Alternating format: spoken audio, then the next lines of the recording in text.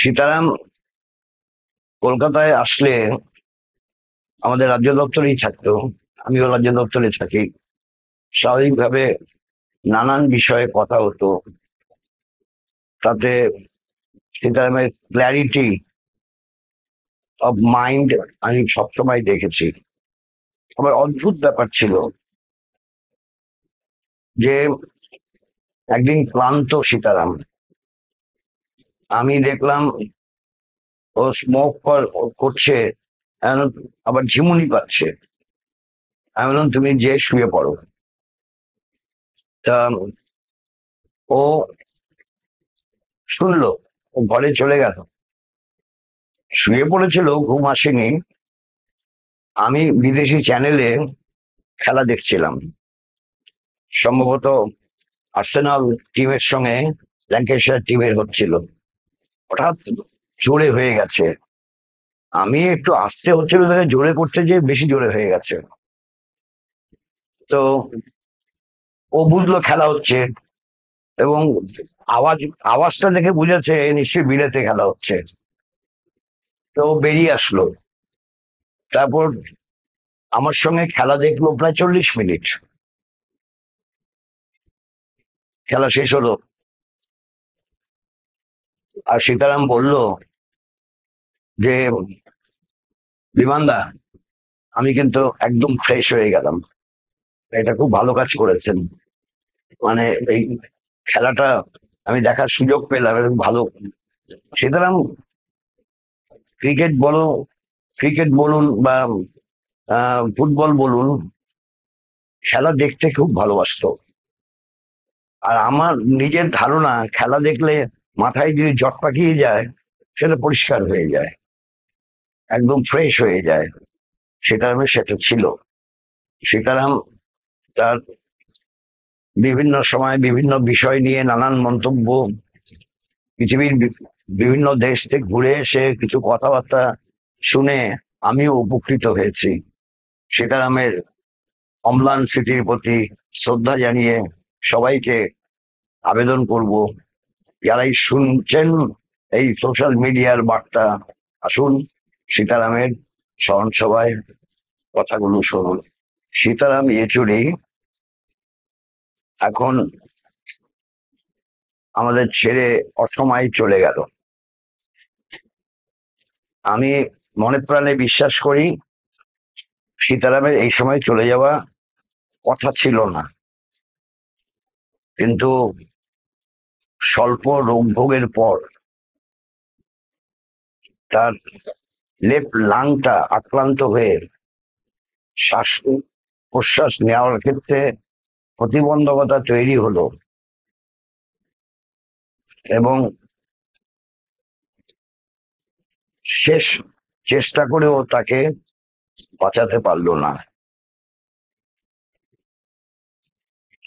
Comrade Sitaram আমার থেকে বয়সে অনেক ছোট হওয়া সত্ত্বেও তার স্মরণসভায় দাঁড়িয়ে আমাকে কিছু কথা বলতে হবে, এটা আমার কাছে বিড়ম্বনা হলেও করতে হচ্ছে। সীতারাম বয়সের ফারাক থাকলেও আমার বন্ধু হয়ে গেছিল। অবলীলাক্রমে সব কথাই আমার সঙ্গে সে শেয়ার করতে পারত। পরিচয় হয়েছিল জেএনইউতে পড়ার সময়তে। তারপর জেএনইউ যখন ছাত্র সংসদের সভাপতি হয়, সে আমাকে নিয়ে যায় জেএনইউতে। আমি ফরেন ছাত্রদের, বিশেষ করে ভিয়েতনাম এবং আফ্রিকান দেশের ছাত্রদের সঙ্গে কথা বলতে চেয়েছিলাম। সে তার ব্যবস্থা করে, কথাবার্তা বলেছিলাম, নিজেও উপস্থিত ছিল।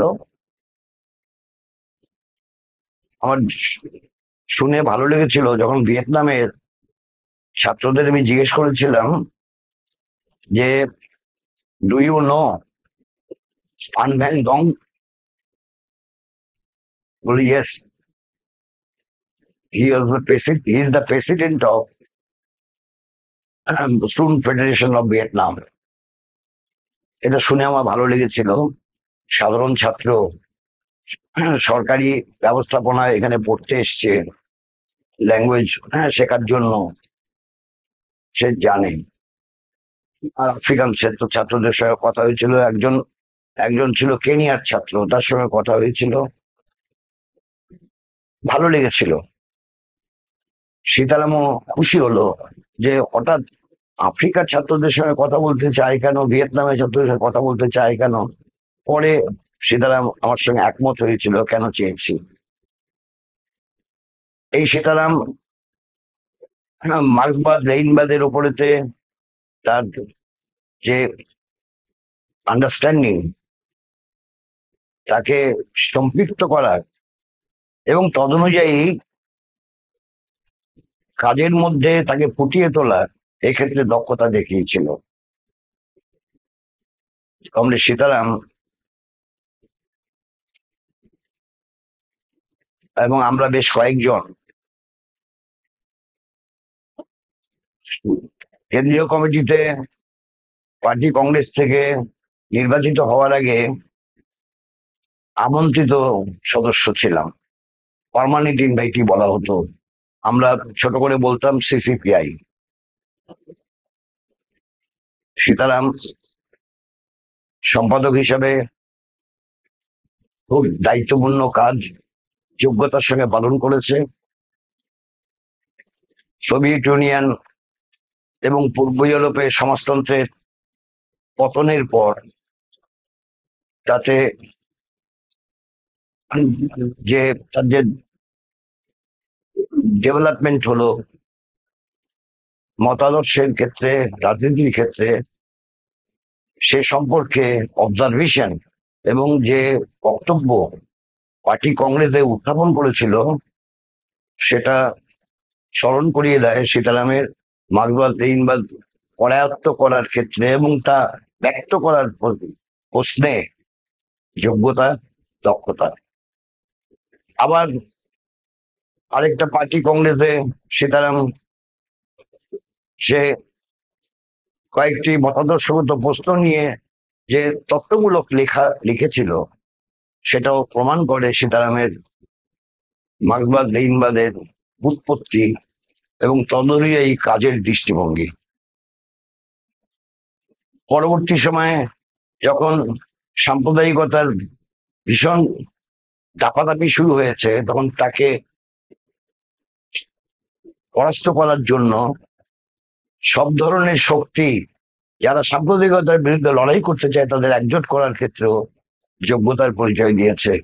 তার স্মরণ সভা আগামী 3রা অক্টোবর বিকেলবেলা পিডিজি হলে অনুষ্ঠিত হবে। কলকাতা জেলা দপ্তরের অফিসের যে অডিটোরিয়াম, সেখানে অনুষ্ঠিত হবে। সেই অনুষ্ঠানে অবশ্যই যারা কমরেড সীতারাম কে ছিলেন, কেমন ছিলেন, সীতারামের স্মৃতিতে শ্রদ্ধা জানাতে যদি মনস্থ করেন, তাহলে সেই স্মরণ সভায় আসবেন প্রত্যাশা করছি। ধন্যবাদ।